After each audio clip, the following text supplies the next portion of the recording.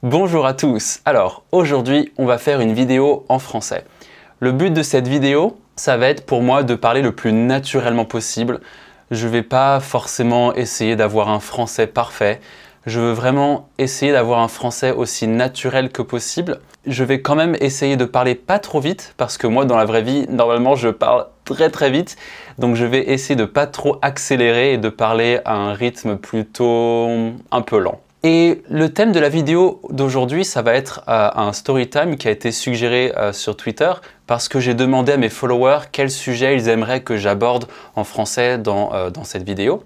Et un sujet qui a capté mon attention, c'était une suggestion de Pedoro Pesu, je suis en train de lire en japonais, et il a dit After your recent music video, why not talk about French music or music in general? Perhaps talk about your favorite songs or singers, or how you got into music and singing. Et donc, il voulait que je parle de mon expérience avec le chant et la musique. Ah, j'ai pas expliqué, il y a une vidéo sur ma chaîne, 2 vidéos même, où j'ai chanté en 6 langues. Je le sens dans mon cœur, dans mes veines. Ton parfum est ancré dans mes draps. その一言で全てが分かった。日が沈み出した空と君の姿。 Et c'était peut-être un peu une surprise pour certaines personnes parce que j'ai eu des réactions très drôles. Certains pensaient que c'était un prank. Chanter, pour moi, c'est quelque chose qui est très important dans ma vie. J'en parle pas beaucoup parce que sur les réseaux sociaux qui tournent autour de ma chaîne, je parle que de langue en général et je parle que de ma chaîne. Mais il y a un an, je me suis dit que pour les 3 ans de ma chaîne, j'allais faire une vidéo un peu spéciale. Donc j'ai décidé de chanter en plusieurs langues et c'était un challenge qui était très fun. C'est un challenge que j'ai recommencé, que j'ai sorti il y a une semaine maintenant, si je ne me trompe pas. Ouais, une semaine ou 10 jours. Alors maintenant que j'ai posé le contexte, on va entrer dans le vif du sujet. Donc peut-être pour commencer, je vais parler de mes premières expériences avec la musique. Alors, dans ma famille, je pense qu'il y a eu beaucoup de musique, beaucoup de personnes qui avaient un lien ou un intérêt pour la musique du côté de ma mère. Et en fait, ma grand-mère, depuis que je suis tout petit, peut-être même avant, elle chantait beaucoup le fado. Alors, je ne suis pas un spécialiste du fado, mais le fado, c'est un chant qui est très populaire, c'est un style de musique très populaire au Portugal. Si vous voulez regarder sur Google, tapez fado, F-A-D-O, et vous trouverez plein d'exemples en portugais, on va dire fadista, je ne sais pas comment dire en français, des chanteurs de fado, quoi. Et donc, elle a toujours chanté le fado. Pour moi, ça a toujours été un style de musique assez personnel. Ça me rappelle beaucoup de souvenirs. Malheureusement, ma grand-mère n'est plus de ce monde. Mais je sais qu'il y avait toujours, une tradition quand il y avait des gens qu'elle invitait à la maison, surtout au Portugal, c'était qu'elle chantait le fado. Et donc, j'ai un peu baigné dans le fado depuis toujours. Et puis aussi, j'ai ma mère qui, quand elle était jeune, elle était chanteuse. Elle a été chanteuse pendant 2 ans au Portugal. Elle a même sorti un 35 tours, les petits, je crois. Hein. Les 45 tours, c'est les grands. Les 35 tours, c'est ça 45 tours, 36 tours, 39 tours, je sais plus, c'est pas du tout ma génération. Et malheureusement, elle a arrêté, mais voilà, je pense que du coup, j'ai toujours un peu baigné dans la musique et depuis que je suis petit, j'adore la musique. J'écoutais et j'écoute encore, je pense, beaucoup de musique. Je chantais beaucoup, j'adore chanter. Je sais pas à quel moment c'est devenu une passion parce que ça fait tellement longtemps que je chante que pour moi, ça a toujours été normal. J'ai aussi, quand j'étais jeune, pris quelques cours de chant, mais très peu. Je pense que j'en ai pris 3 ou 4, peut-être 5, parce qu'en fait, dans l'immeuble où j'habitais à Paris, je dis j'habitais parce que j'habite en Angleterre maintenant, mais ma mère y habite toujours, il y a, je ne vais pas dire des noms pour garder l'anonymat, mais il y avait un prof de piano et aussi un prof de chant.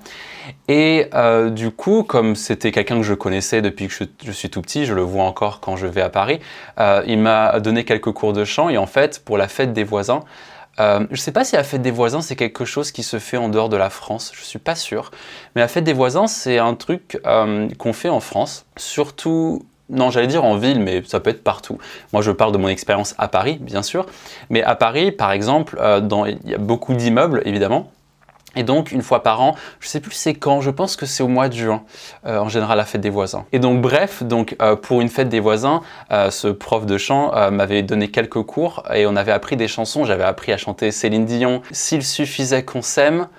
Ensuite, il y avait une chanson de Chimène Badi qui s'appelle Si j'avais su t'aimer, je crois.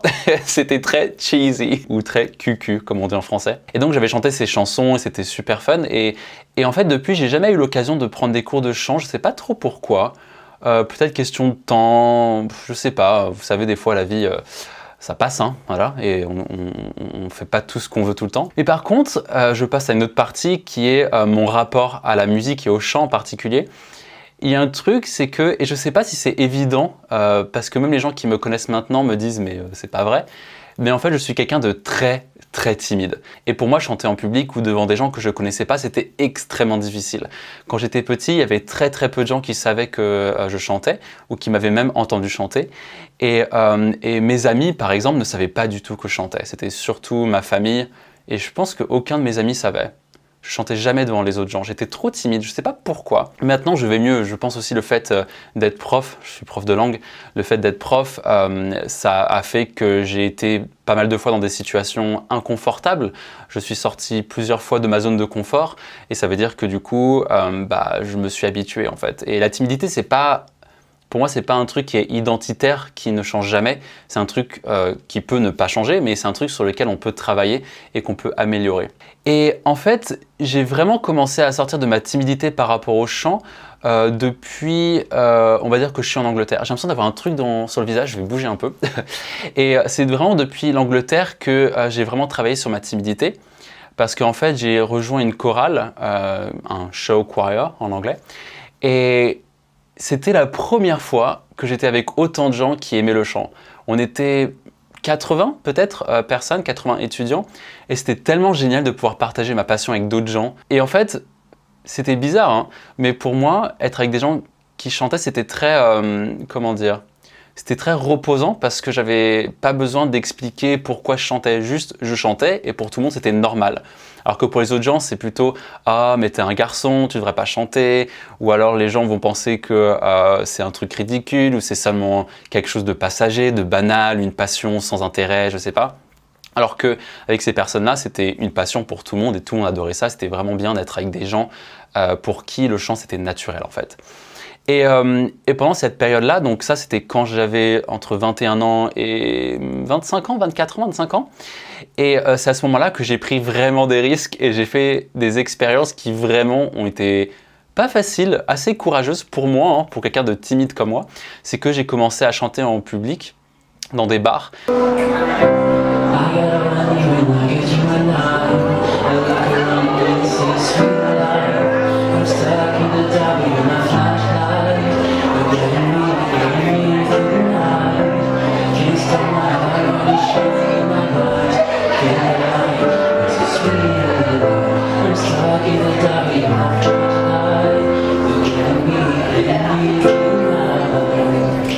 C'était pas terrible, c'était pas parfait, mais en fait c'était important pour moi parce que ça m'a permis de surpasser ma timidité et c'était vraiment flippant. Quand je vous dis que j'avais peur, c'est que mes pieds tremblaient comme ça quoi, sur l'estrade.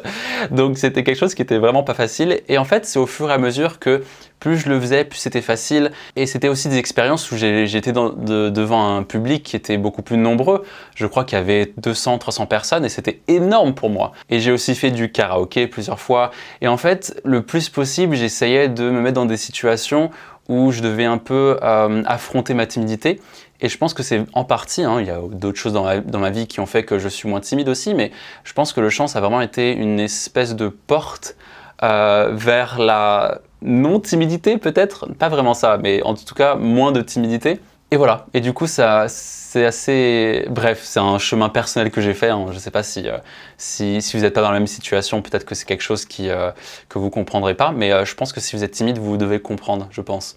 Le fait de faire des choses en public, devant beaucoup de personnes, c'est quelque chose qui est pas du tout facile pour les gens comme moi, on va dire. Et maintenant, la dernière partie de la vidéo dont je voulais parler, c'est le chant et moi maintenant. Alors, c'est vrai que dernièrement, depuis les quelques derniers mois, j'ai très peu chanté. Et je pense que d'ailleurs, c'est pour ça que la deuxième vidéo était plus dure à faire pour moi. Non seulement parce que j'ai dû faire le mixage, et je suis pas du tout professionnel du mixage, donc j'ai vraiment fait le minimum. Donc j'espère que... Enfin, personne n'a commenté sur ça, donc voilà, mais c'était pas terrible. Mais bon, peut-être que c'est quelque chose que j'aimerais, dans lequel j'aimerais progresser plus tard. Et donc du coup, bref, pour la deuxième vidéo, c'était plus dur parce que, en fait, c'est un truc que je savais pas, mais il y a tellement de choses à savoir sur le chant. Je suis pas du tout professionnel du chant, donc moi, c'est vraiment quelque chose que j'ai appris tout seul en autodidacte. J'ai pris que 4 cours de chant, comme j'ai expliqué. Le reste, ça a été vraiment que de la pratique. Pratique, chanter régulièrement. Et en fait, dernièrement, j'ai chanté un peu moins. Et du coup, ça fait que ma voix était beaucoup moins agile, on va dire. Et j'avais beaucoup de mal à chanter bien, en fait. Parce qu'en fait, c'est un muscle. Moi, j'ai oublié un peu ça, mais c'est un muscle. Le fait de ne pas chanter tous les jours, ça fait que la voix est beaucoup moins flexible, beaucoup moins souple, etc., etc. J'ai un truc dans le visage, ça m'énerve. Et ça m'a fait réaliser le fait de mettre deux vidéos sur YouTube où j'ai chanté, que en fait, j'aimerais vraiment reprendre le chant. Et en fait, je sais pas quand, c'est un peu difficile de planifier, surtout avec le Covid maintenant, mais j'aimerais bien bientôt reprendre des cours de chant parce que c'est quelque chose pour lequel je sais même plus parler français. C'est quelque chose dans lequel, on va dire, j'aimerais investir plus de temps. Mais bon, pour l'instant, les circonstances font que c'est un peu plus difficile, donc c'est pas vraiment ma priorité. Mais en tout cas, j'étais très content du retour que j'ai eu sur YouTube, c'était vraiment très positif. Je suis content que vous ayez apprécié les chansons que j'ai faites, qui m'ont pris beaucoup de temps, mais en fait, je l'ai fait avec beaucoup de plaisir, c'était vraiment super fun à faire. Et j'espère le refaire. J'aimerais peut-être, je sais pas, faire une chaîne de cover, mais je sais que je percerai jamais parce que y a tellement de chaînes de cover que voilà, mais j'aimerais le faire pour le fun, mais peut-être, c'est pas du tout un projet prioritaire dans ma vie en ce moment. J'ai beaucoup trop de choses à gérer. Mais en tout cas, tout ça, ça m'a rappelé que le chant pour moi, ça a vraiment été une passion, et c'est encore une passion, ça a toujours été quelque chose pour lequel j'étais passionné. Et j'ai encore un petit peu des résidus, on va dire, de ma jeunesse, de mon enfance, quand j'avais un petit peu peur de parler aux gens, de dire aux gens que je chantais. Il y a beaucoup de gens encore qui me connaissent, qui ne savent pas que je chante, ou qui m'ont très peu entendu. Et c'est quelque chose que je garde un peu en moi, mais j'espère que grâce à ma chaîne YouTube, ça va m'aider un petit peu à sortir de mon cocon, on va dire. Et voilà, je pense que j'ai à peu près tout raconté. Est-ce qu'il y a autre chose ? Non, je pense que c'est tout ce que je voulais raconter. Donc j'espère que ça vous a intéressé. Si vous avez des questions, bien sûr, n'hésitez pas à me les poser. Et on se voit la semaine prochaine. Salut!